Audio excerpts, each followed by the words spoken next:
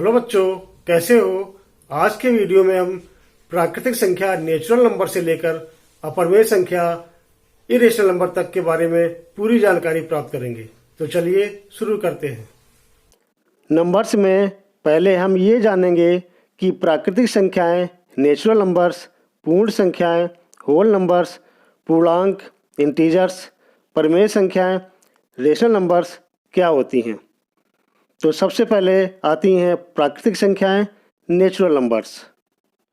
ये 1 से स्टार्ट होती हैं और आगे तक चलती चली जाती हैं और इनका सिंबल है n। इसके बाद हैं पूर्ण संख्याएं, होल नंबर्स। अगर प्राकृतिक संख्याओं में 0 शामिल कर दें तो ये पूर्ण संख्याएं बन जाती हैं और इसका सिंबल है w। इसके बाद आते हैं पूर्णांक, इंटीजर्स।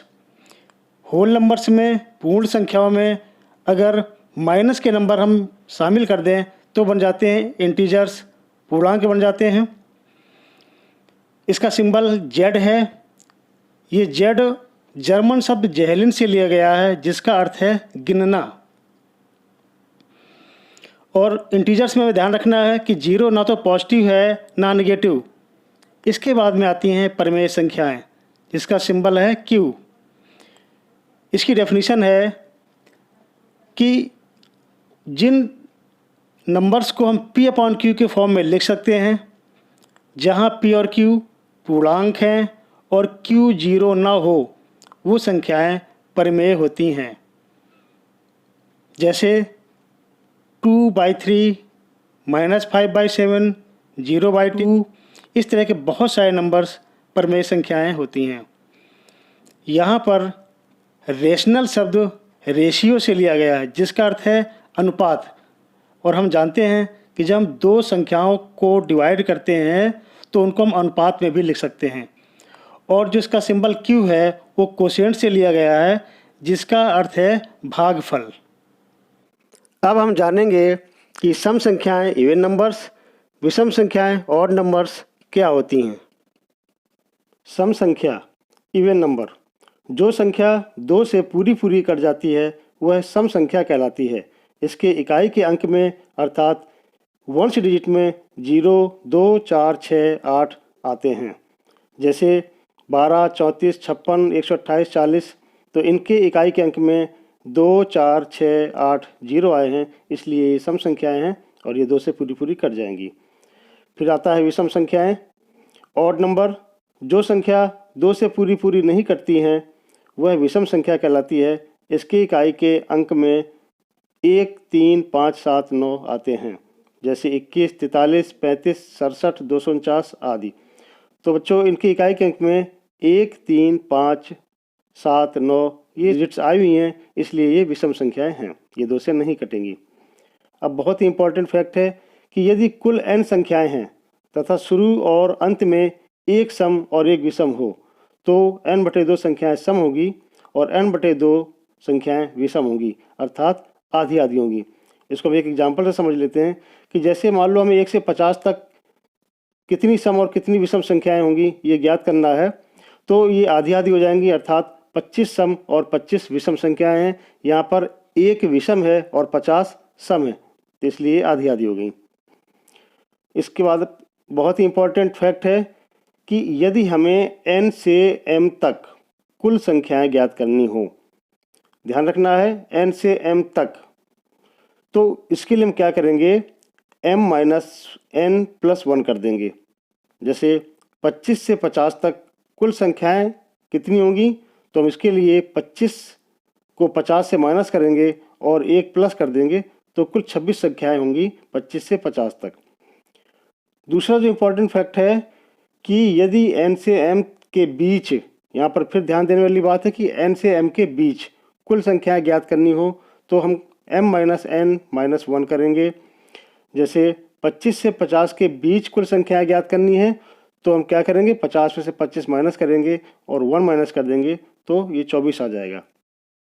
बच्चों, अभाज्य संख्या प्राइम नंबर और भाज्य संख्या कंपोजिट नंबर बहुत ही इम्पोर्टेंट है, इनको ध्यान से अच्छे से समझ लेना।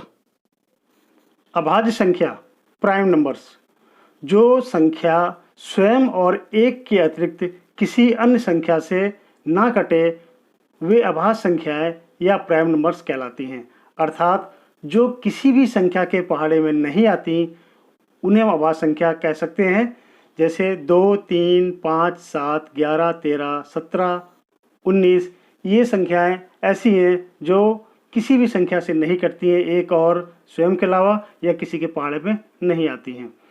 और ये भी ध्यान रखना है कि 2 एक ऐसी संख्या है जो सम है और अभाज्य है, ये इवन प्राइम नंबर है। यही एक ऐसी संख्या है, बाकी जितनी भी संख्याएं सारी की सारी विषम हैं, ऑड हैं। इस बात को ध्यान रखना चाहिए। इसके बाद में है भाज्य संख्याएं, कंपोजिट नंबर। जो संख्याएं स्वयं और 1 के अतिरिक्त किसी भी अन्य संख्या से कट जाती हैं वे भाज्य संख्याएं कंपोजिट नंबर कहलाती हैं। जैसे 4, 6, 8, 9, 10, 12 ये संख्या ऐसी हैं जो किसी और के पहाड़े में जरूर आती हैं या फिर किसी भी अन्य संख्या से कट जाती हैं। इसके अलावा एक ना तो अभाज्य है और ना भाज्य। 1 is neither prime nor composite. ज़्यादातर बच्चे इसमें गलतियां करते हैं कि एक को अभाज्य मान लेते हैं, तो यहाँ पर इस बात को भी ध्यान रखना है। परिमेय संख्या, रेशनल नंबर, अपरिमेय संख्या, इरेशनल नंबर्स को जानना भी बहुत ज़रूरी है। इनका प्रयोग भी सवालों में बहुत ज़्यादा होता है। परिमेय संख्याएं, रेशनल नंबर्स क्या है? आपने पहले ही पढ़ा हुआ है कि जो पूर्णांकों के अनुपात रेशियो ऑफ इंटीजर्स में लिखी जा सकें, अर्थात जिन्हें P/Q के फॉर्म में लिख सकते हैं, जहां Q is not equal to 0, P और Q पूर्णांक हैं। वो संख्या है जिन्हें बटे के रूप में लिख सकते हैं, जैसे 3/5 है, -2/7 है, 0.3 है, और भी बहुत सारी संख्याएं हैं। ये सारी परिमेय होती हैं। बस ये ध्यान रखना है कि नीचे 0 नहीं होना चाहिए। मान लो अगर 3/0 है तो ये परिमेय नहीं है। इसके बाद में अपरिमेय संख्याएं, इरेशनल नंबर, जो पूर्णांकों के अनुपात में ना लिखी जा सके, अर्थात जिन्हें P/Q के रूप में नहीं लिखा जा सकता है, या सरल शब्दों में कहें कि जो परिमेय ना हो वो अपरिमेय है। जैसे √2, √3, √5, पाई या 0.10110111। इस पैटर्न में बहुत सारी संख्या होती है जो अपरिमेय होती हैं, क्योंकि इनका कोई निश्चित मान निकलता ही नहीं है।